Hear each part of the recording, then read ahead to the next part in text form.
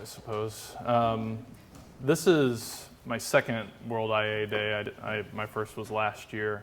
And I really gained a lot out of it. It's good seeing there's like, I don't know, 4 or 5 times as many people here today than there was last year. Anyway, I was able to pluck a lot of stuff out of last year, and so hopefully there's something in here for some of you, maybe if it's even just 1 or 2 pieces that you can take and plug into your own thing and then come and tell us about it next year. So user experience kits, why you need them and how to build them. So like Scott said, I'm from Mittera. We're a relatively new company. We're not necessarily an agency, we're more multimedia communications. I work alongside photographers, videographers, graphic designers, other people like me, developers. So kind of interdisciplinary, we can kind of do whatever you need under one roof. A lot of the work that I do is higher education, manufacturing. This last year has been really interesting because I do a lot of work with political clients on both sides of the aisle, especially with the caucuses that just completed in Iowa and the ones going on actually just today in Nevada. I don't have any ambition to get into politics, so I'll just help them build their websites. Anyway, retail, business to business. The way I kind of got into user experience design and user interface development was geographic information systems. That was the first job I had out of college. And I cut my teeth there helping them build mapping systems. It was a little small company in Missouri that I worked for before I moved my family up here to Des Moines.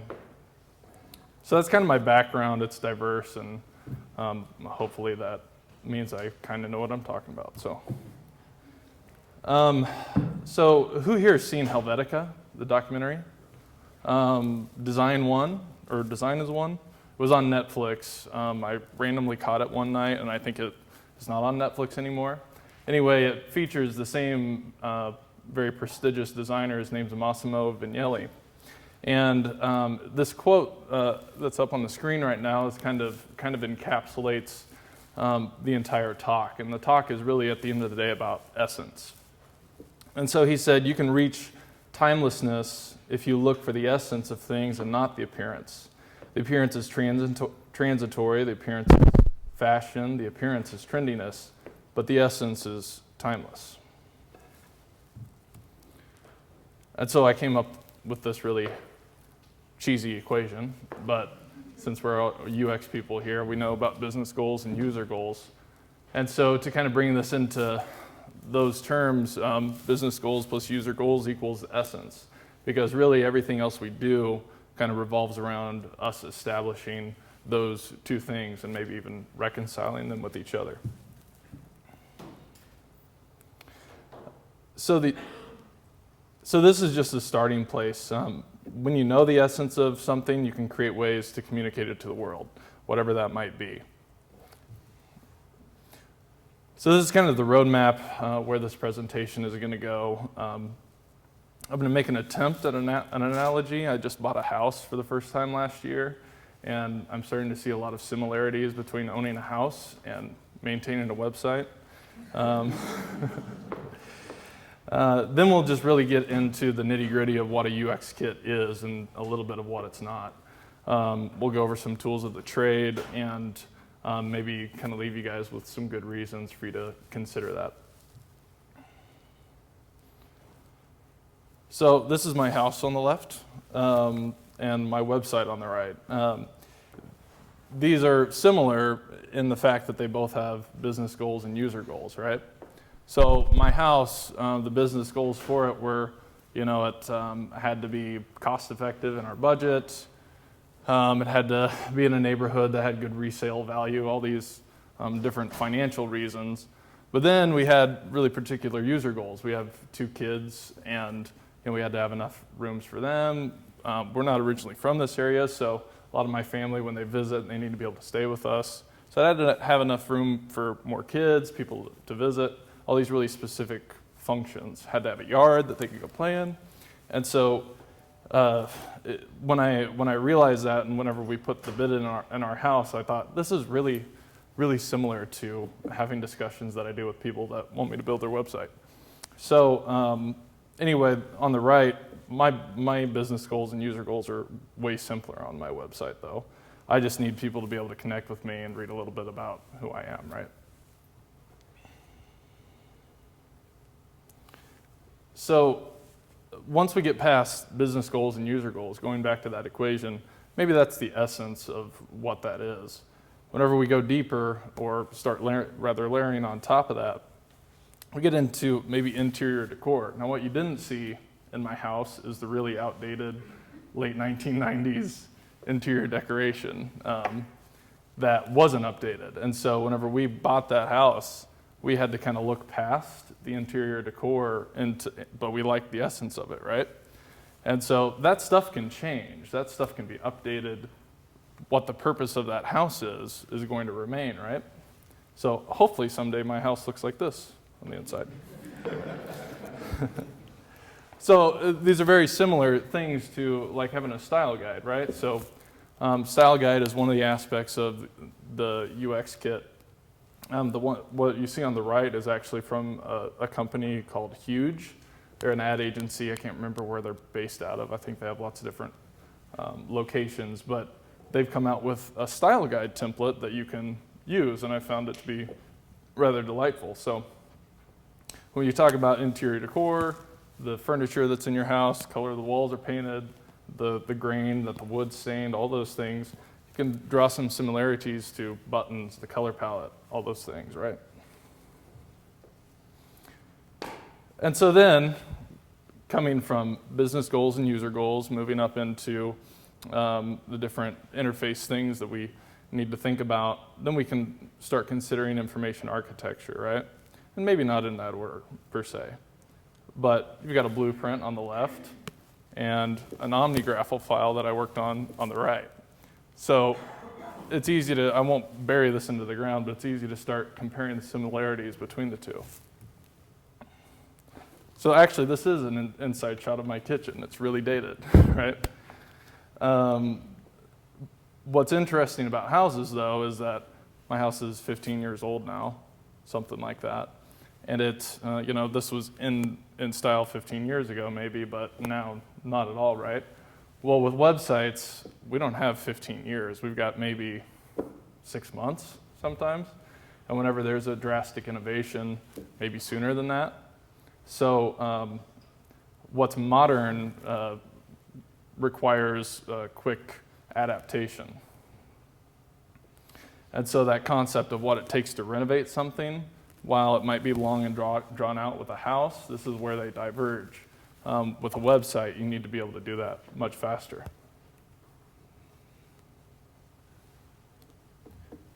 Okay, so what is a UX kit?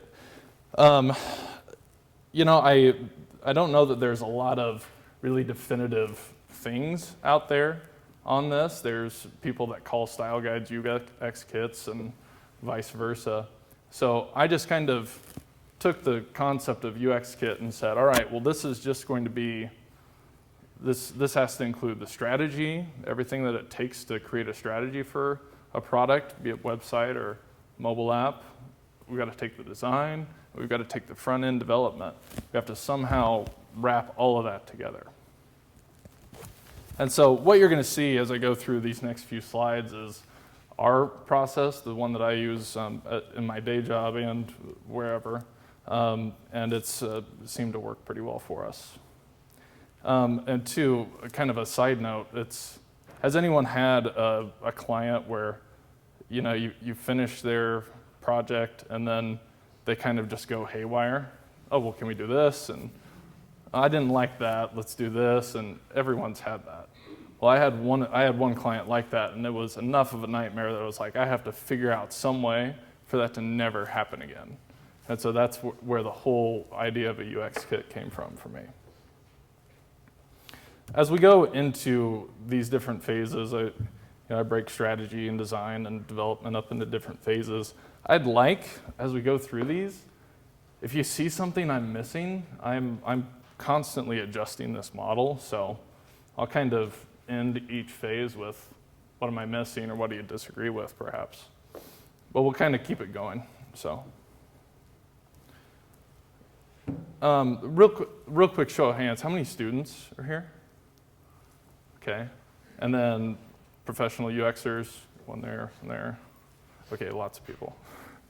So I expect you to thoroughly vet me, please. Okay. So this will be a little bit more basic, I suppose, but we'll just get into it. Whenever we help people determine business goals, there's a lot of on-site interviews, maybe even remote interviews with people, getting stakeholders to give us feedback, we review their analytics, then we take it up and we package it and we put it in their face and say, all right, is this what you want to have? This is what your goal is, right? And they say, yeah, sure. And so then my job as the UX guy is to say, all right, well, let's see what your users actually need, right? And lots of times, there's a definite difference in those. So the way we do user goals and personas is just through a workshop. I'm not going to get into that in the scope of this, what our workshops constitute, but everyone has their own different ways of developing personas and vetting them and all that. So probably the most important part to this that starts getting into the implications of development is the feature roadmap already. I think Tom alluded to this a little bit, and I'm not calling it exactly the same thing, but the must be, more is better, surprise and delight type model based on your users, right? So must be is pretty self-explanatory. More is better is like, oh, I wasn't expecting that to be there, but that's great, right? And then surprise and delight almost kind of harkens back to his analogy with the product packaging.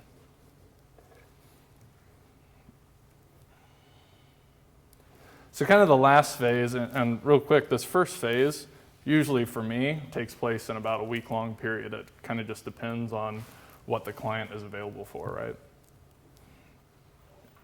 And so when we get into information architecture, we're talking hierarchy and structure, getting into content strategy. I use a really lightweight product called Jump Chart, and I still haven't found a better replacement for it. It's super dated, but it gets the job done.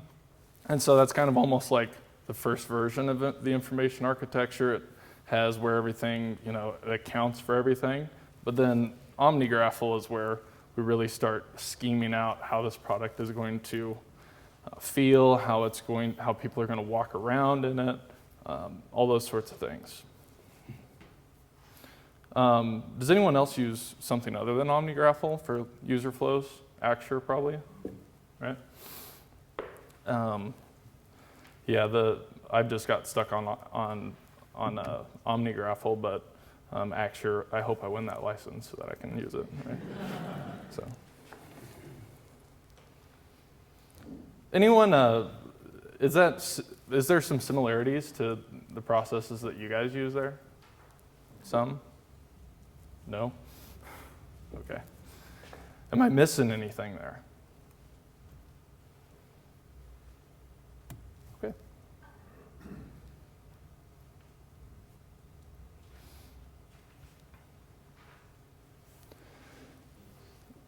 And so I suppose the end of the strategy phase is really where the difference between a simple UI kit and a full UX kit comes into play, because this strategy, if you attach it to your UI kit, it's able to give context to all the different things that were decided on.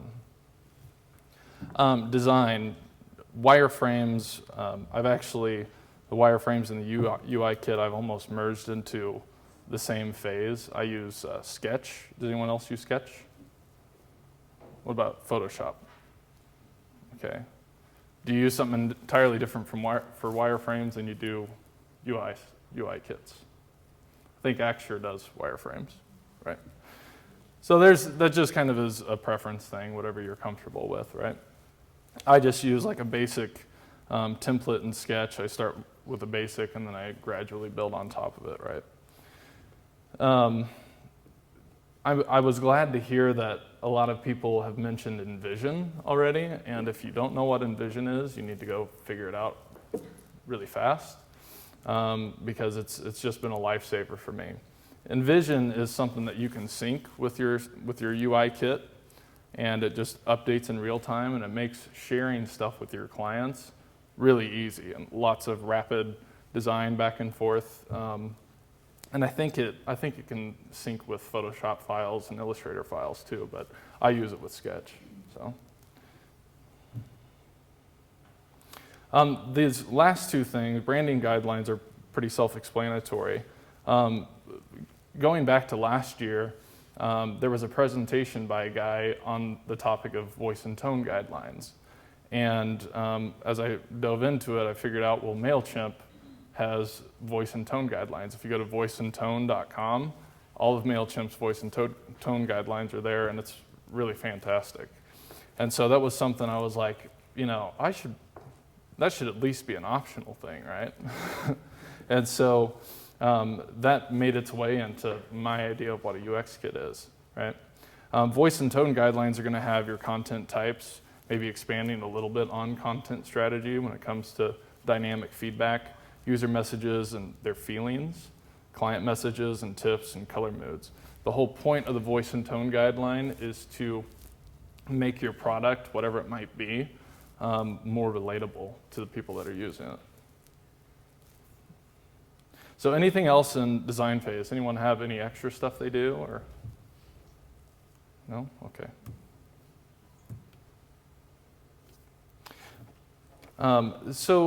I mentioned style guides some. This is where sort of our agile approach comes into play, where there's kind of a seeping in between strategy and design, and then a seeping in between design and development.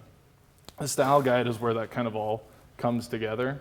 As I go through later in the presentation, I'm going to mention some resources about style guides. There's lots of templates out there that let you spring up a style guide that you can then expand on, and then that can house your whole UI kit or your whole UX kit. Style guides usually have some sort of user interface compiler. There's a simple back and forth of making sure that the kit that you built way back in that design phase kind of reconciles itself with the style guide. The scope of this isn't necessarily with regards to development.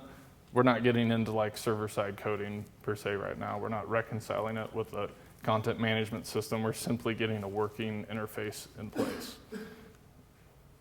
So with that, HTML, CSS, JavaScript, jQuery, those are the four that I use.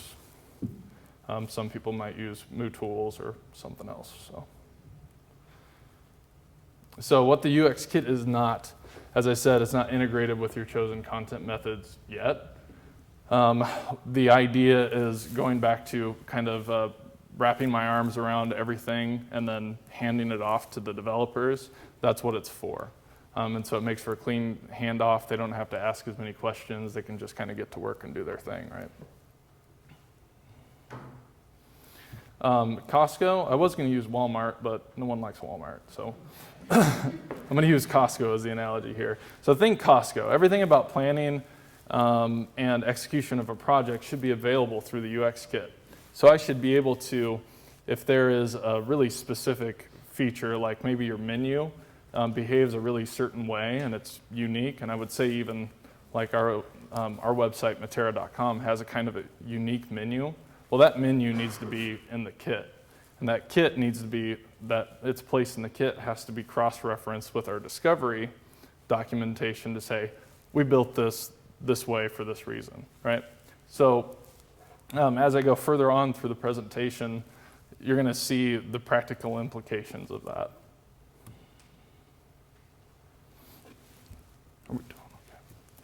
So tools of the trade. I've mentioned OmniGraffle and Axure already. Is anyone else using stuff for schema or, yeah, what are you using? We use Axure, but we're kind of excited for Comet to come out from Adobe. What was it? Comet. Oh, I haven't heard that one. Okay. It's supposed to be like awesome. Okay. Like H3 Wave, so I would watch that. Okay, so Comet, like the comet, right? It's Like a, yeah, that comes in. Okay. wireframes and, Okay, great. Anything else on that? Google Drawings, okay. We use something, well, it was more on the wireframing side, but we used something called Balsamic, which was kind of useful too. Okay. I've mentioned Sketch 3. I'm incredibly biased towards Sketch 3. I used Photoshop for a long time, and when we have, Photoshop, and then there's always that topic whenever you're transitioning from being just a traditional graphic designer to building digital products. You've used InDesign and Illustrator your whole life, and then making that jump into web development. Well, people tend to stay in that realm, right?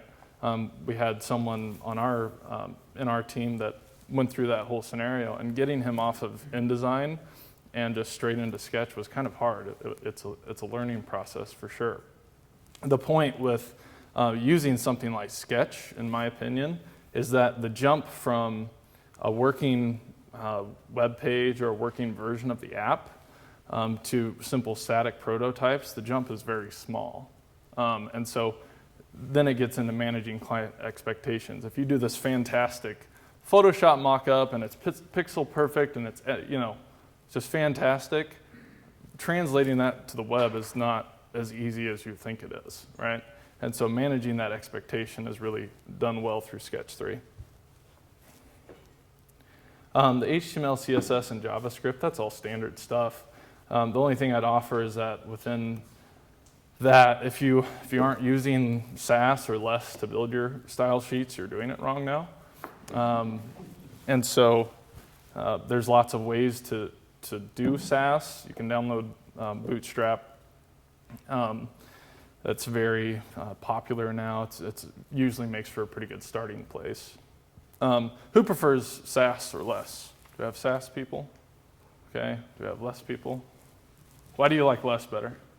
It was the first one I used. Okay. It was for me too, and I just made the arbitrary decision to say, all right, I'm just going to try Sass too. So they're very similar. You can't go wrong. But I think for some reason, there seems to be a little bit of a tidal wave towards Sass. Would you agree? Yeah. I don't know why. I mean, they both do the same thing, but anyway. Real quick, is there a show of hands for content management systems? Who use WordPress? WordPress? Do you use it for back-end management for apps or just building websites? Just building websites. Okay. What about you? For the websites. Yeah, okay. Every once in a while we'll use it. We do business-to-business mobile apps, and we'll actually use WordPress as the back end for the mobile app, so it powers all the content management that feeds into the app. So the reason I brought that up is there's lots of boilerplate WordPress themes out there that come pre-equipped with a Sass or a less system. So hopefully the point I'm driving home is that there's a lot of stuff out there to do the job that you need to. Be open to it, pick one, get really good at it, and wait until something better comes along, and then be ready to adapt, right? So back to style guides. I've mentioned MailChimp, and I think MailChimp is the first, it's at least the first company I've been able to discern that they actually have a fully well-rounded UX kit, because they've got a content style guide that's freely available on the web. They've got a grid system that has all their scaffolding and everything in it available. I've mentioned their voice and tone, and so they have kind of a very comprehensive set of guides out there for why they do things the way that they do, and I think they're certainly exceptional at it. Everything that I'm going to go through here, there's 3 or 4 more of these. These are templates that you can go out and download and start creating your own UX kits and your own style guides today if you want to. I mentioned Huge. Some of the highlights there, there's a lot of content configuration options. Just go to their website, and I'll make this all available for you at the end. I've got a URL. You'll be able to get all of this. It does have an HTML compiler, Sass compiler, some of the standard stuff. It's probably the most basic. I gravitate towards that because I usually have to take those and repurpose them for the client anyway, so the less specific it is, the better for me. Living Style Guide. This is a new one that I just discovered. Is anyone, first of all, did anyone hear of Huge? Anyone? No, that's new. Anyone Living Style Guide? Okay, so this is new too. The thing that stood out to me for this was the Rails integration. It's got some really interesting stuff there. That's a technology that I'm diving into right now, and so this will probably be up on my chopping block to vet. Google Web Starter Kit is actually a really great option too, especially if you're repurposing it for other clients. The thing that's nice about that is it has a built-in HTTP server, so you can kind of test things server-side in real time. And then the last one, Fabricator, was a new one that I came across in doing my research for this talk too. And what really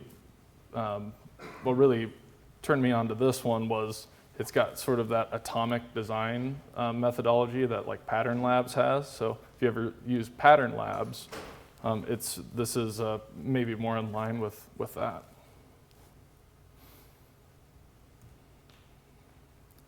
So again, there's so much stuff out there, especially the students in the room. That's something whenever you get out into the world and you get your first job, everything that you learned in school is probably going to be irrelevant in 3 years. So what you're going to school for right now is to learn how to learn, right? If you've got a set of principles that you're able to operate on, what you use to accomplish those things is kind of inconsequential, because that's going to change as technology innovates, right? So again, pick something, become great with it, and wait for something. If something newer or better comes along, be ready to make the jump. Okay, so for good reason. So these are kind of 5 really practical applications of the UX kit, and this will hopefully allow you to deliver higher quality solutions, make your boss and your clients love you more, and I'll get into why. So the first one is it helps you enforce. I mentioned earlier in the talk that this whole concept of the UX kit came about because of a sort of rough client that we had, and they changed their mind a lot during the process. It delayed the launch, and what's resulted is a very fragmented process that was kind of out of our hands. It kind of got away from us. And so first and foremost, it helps you enforce things. Makes the client commit to it. You can hold them accountable to it. It's something they can help hold themselves accountable to. And at the end, part of my job is to save the client from themselves. So they need a UX kit, right? Standardizing is extremely important. Turnover is a reality for everyone. People come and go. And that shouldn't cause your client to suffer, right? And so with a full UX kit in place, not only do the developers and the designers have a lot to use, whenever you get into the directors that are involved with the client directly and the strategists especially, they're able to get up to speed really quick. They may have different opinions on what they should be doing, but first and foremost, you can get them on board with what the product is right now, and then you can update, right? And actually, real quick, that's been something that's helped us a lot recently as we've hired new talent. It makes onboarding them a lot easier.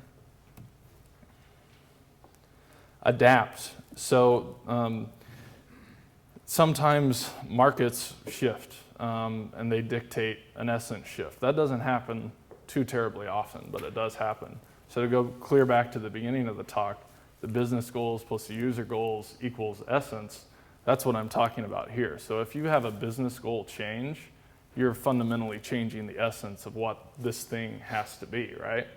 And so if you have a UX kit and you have this whole ecosystem in place, whenever one of those things changes, it's very clear all of the other things that have to change with it. And so as your client's going through some of these stormy waters of change, and it might be very anxious change for them, they're changing their business model for some reason or another, you can be a stabilizing force for them. You can calm their stormy waters a little bit. Again, you're here to save them. You're here to, I don't know the right word for it, but kind of be their rock, right? And again, actually one last comment on that. that can be a really efficient process. That doesn't have to take 6 months, right? So you have the UX kit, we get it updated, and then move forward, right? Expand. This is more of an exciting uncertainty than the adaptation example previously. You know, as your client succeeds, growth comes with that. And so if you have that UX kit in place, you can introduce new strategies, you can introduce new customer research.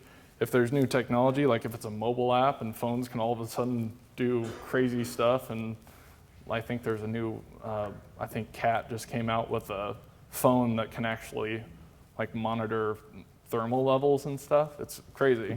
And so as stuff like that comes out, well, you can just update your UX kit to accommodate that, right? Accessibility standards, if those change, because the government, I think for the most part, can dictate some of that, you're able to change with the ebb and flow of the world, right? So this fifth one maybe it's the final one and perhaps a selfish one that can be selfish for your team internally. But as you're doing all this and you're building UX kits for all these different clients and they have very diverse purposes for existing, probably even if the purposes and essences are different of all these different clients and their needs, there might be some similarities and needs as far as interfaces go, right? And so as you're building all these kits, they funnel them into a master UX kit. So you as a provider, if you work at an agency or a multimedia production company, anything like that, you can funnel them all into a master UX kit and then repurpose them. And so, yeah, one client might be different than the other, but they both need a menu system, right? So some of those can be really labor intensive. So if you go through that with one client and it's similar enough, you can repurpose it and have a much more efficient process there. So don't reinvent the wheel, but that's not to say you can't add some Chrome reps. So that's all I got today. Thanks.